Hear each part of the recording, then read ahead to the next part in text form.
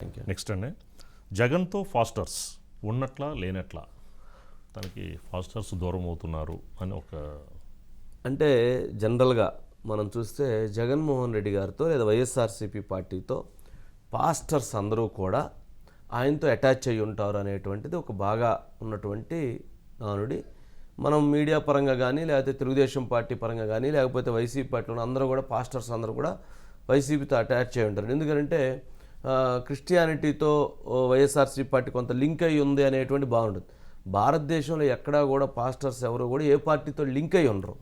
కానీ ఇక్కడ మాత్రం ఆంధ్రప్రదేశ్లో మాత్రం కొంత వైఎస్ఆర్సీపీతో ఉన్నారు అనేటువంటి ఒక భావన ఉంది. వాస్తవంగా కూడా ఎక్కువ మంది మెజారిటీ అటు ఉన్నారు.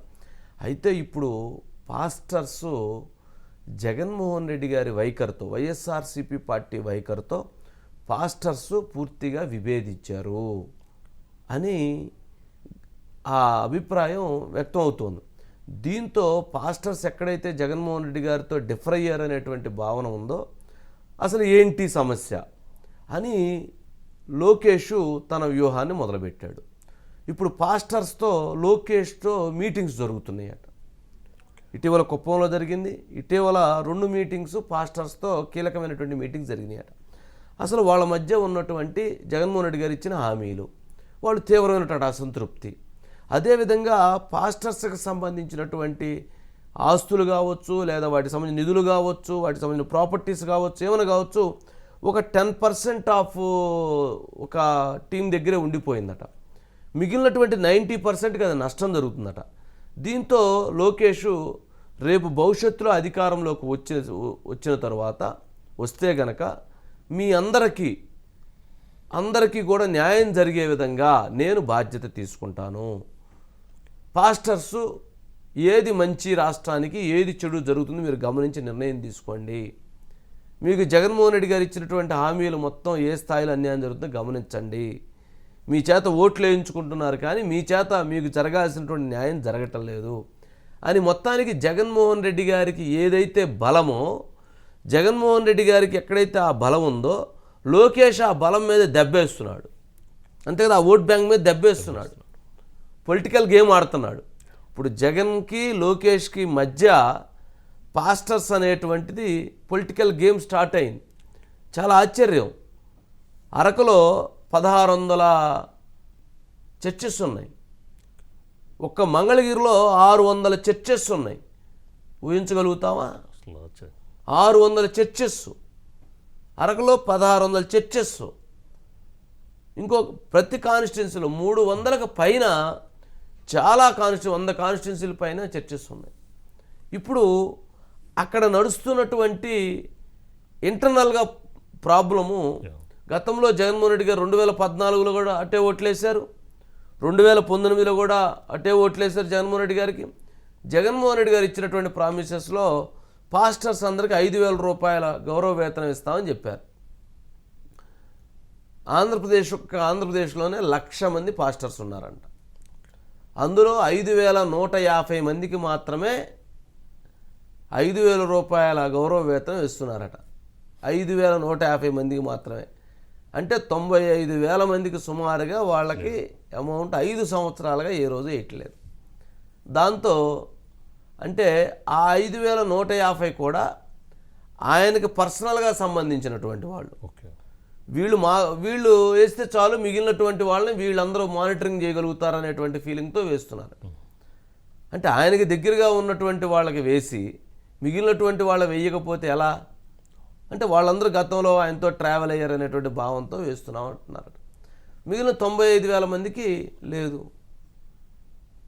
గతంలో జెరూసలేం వెళ్ళటానికి చంద్రబాబు నాయుడు గారు అధికారంలో ఉన్నప్పుడు 40,000 రూపాయలు వాళ్ళకి ఇచ్చేవాళ్ళట.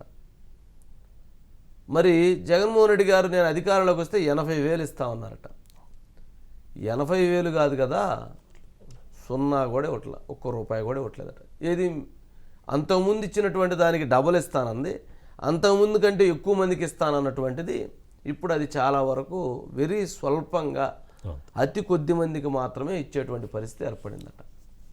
ఇది జగన్మోహన్ రెడ్డి గారికి ఓట్లేసి నిలబడి ప్రాణం పెట్టినటువంటి వాళ్ళకి. అట్లాగే వాళ్ళకి సంబంధించినంత వరకు బరియల్ గ్రౌండ్స్, ఇవన్నీ హామీలు ఇచ్చారట, అవి లేవు. ఇలా చెప్తా పోతే గతంలో జగన్మోహన్ రెడ్డి గారు అధికారంలోకి వస్తే పాస్టర్స్ అధికారంలోకి వచ్చినట్లే, క్రిస్టియానిటీని అధికారంలోకి తీసుకొచ్చినట్లే, లేదా ఇలా వెళ్ళటం ద్వారా అంతా మాకు బలం ఉంటుంది, మాకు కావాల్సినటువంటి సమస్యలు పరిష్కారం అవుతాయి ఏదైతే భావించారో వాళ్ళందరూ కూడా ఇప్పుడు రివర్స్ అయిపోయారట.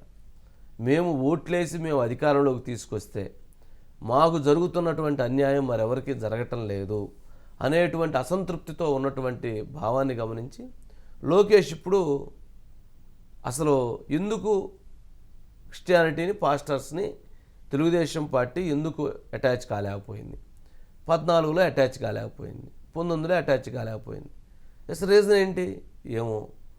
వాళ్ళతోటి మాట్లాడితే మాకు జగన్మోహన్ రెడ్డి గారి మీద కానీ ఇంకొకరి మీద మాకు ఎక్కడా ఎవరితోటి మాకు ఇది ఉండదు, జగన్మోహన్ రెడ్డి గారు కూడా మేము ఓన్ చేసుకోవాలని మీరు రాకపోవడంతో వాళ్ళు మేము క్రిస్టియానిటీ అనేటువంటి భావన తీసుకొచ్చి అదొక దగ్గరయ్యారు తప్ప మేము కూడా దగ్గర అయ్యాము, వాళ్ళకి ఓట్లేసాము, మాకు ఎక్కడా కూడా సరైనటువంటి న్యాయం జరగలేదు.